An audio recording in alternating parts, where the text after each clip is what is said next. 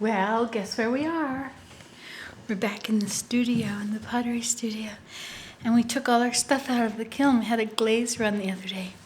And so my mugs, look at these.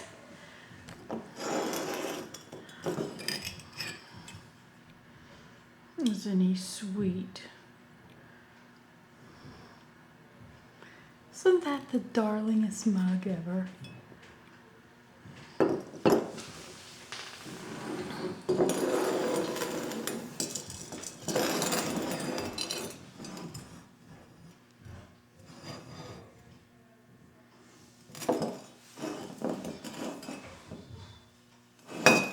See the cattails?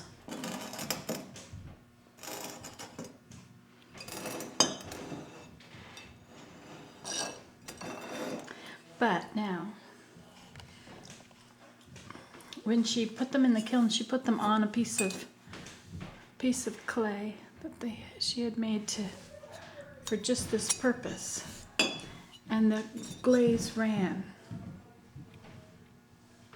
so it's glued on.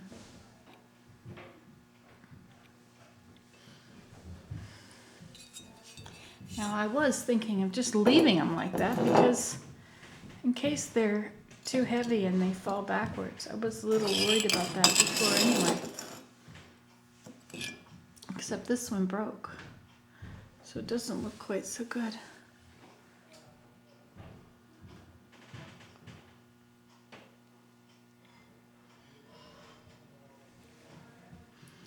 But I'm very pleased. But I guess what happened is I put on too much of the white, the clear clear glaze.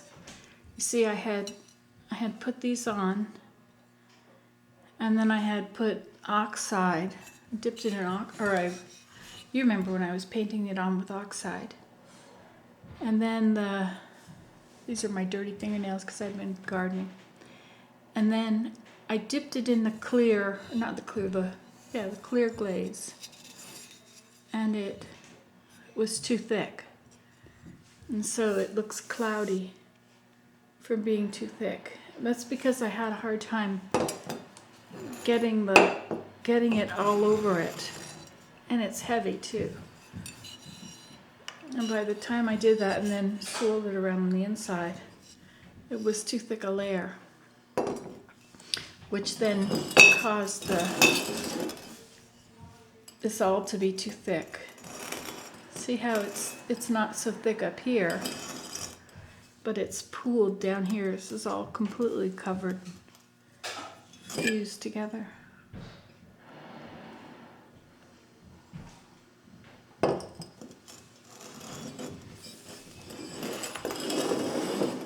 Now those are from, I'll show you the original. I bought it in Connecticut.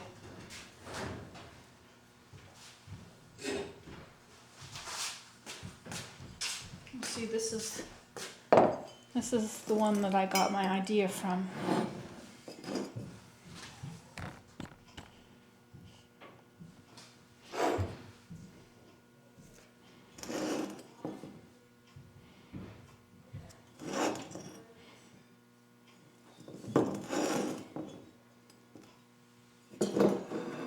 So it's a bit different, you know, I mean, but it's where I got my idea. He's done a million. This is from Funkware.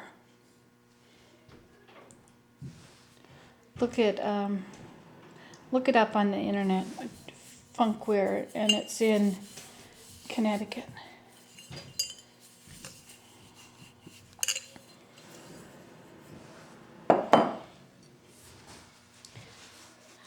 Okay, and then this, you remember when I was doing this design on here?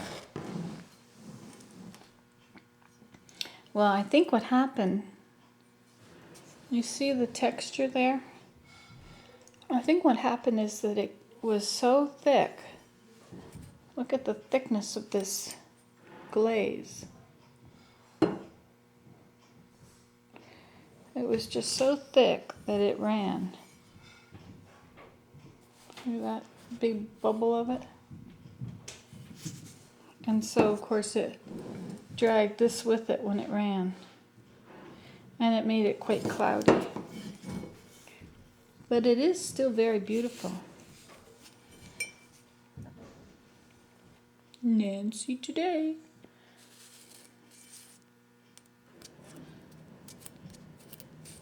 I used the wax on the bottom.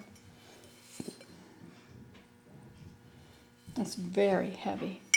This was originally the size of a milk bag, which is about this big when I made it, and then it shrunk for the bisque in the bisque, and then it shrunk again as it was being glazed. And over here, this is just lovely. I just love this one. This is some kind of a canister. Now here's the lid. See how the glaze pooled in the middle? It made it a bit cloudy.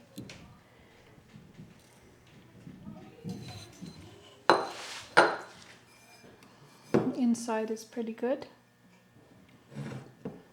These were black with green, and then with the orange dots at the top of the legs. You can see a little bit of green here. I think that was, I put a little bit of green on at the very end after it had been dipped. And see, I put this green on after it was dipped in the clear.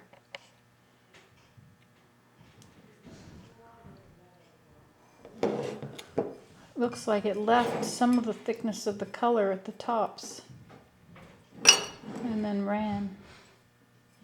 See how it ran at the bottom? And some of the oxide also ran. Isn't that lovely? I'm just very pleased with these. Not him, he's not mine. But those. I just think it's great. And then down here, see how these curled? If I had done them flat, they would have stayed flat. But because I put them up in a rack that held them all. So this is Dutchman's breeches. Time. And see, I have the holes in the bottom. The idea is to put a coat hanger. Put a loop of the end of a coat hanger in there and then stick this in the ground. Spirea, that's the bushes. Sedum. Hostas, they didn't need purple on them. Those are good holes. Violets. Blackberry. See how this is kind of cloudy? This is because there was too much glaze, I believe. This is grog. There was grog on there, which is ground up stuff.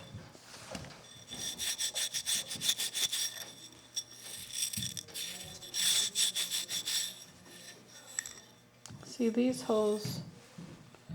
These holes are big. Well, these are little.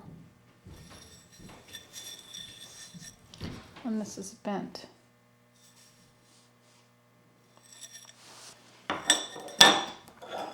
And soapwort. That's the white flowers that look like zinnias when they're growing. So there you go. This is my kiln run.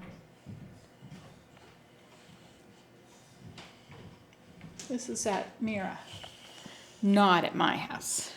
Isn't that great? I'm just so pleased with them. They just look so wonderful.